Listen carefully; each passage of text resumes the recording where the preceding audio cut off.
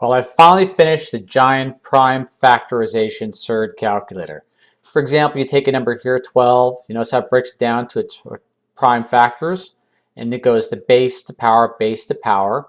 It puts the factors in sequence or sequence in base to power, and how it ends up being 2 square 3, which is the square of 12, the surd of 12. It validates to be true if you look at the code there. And for example, the exact number is that.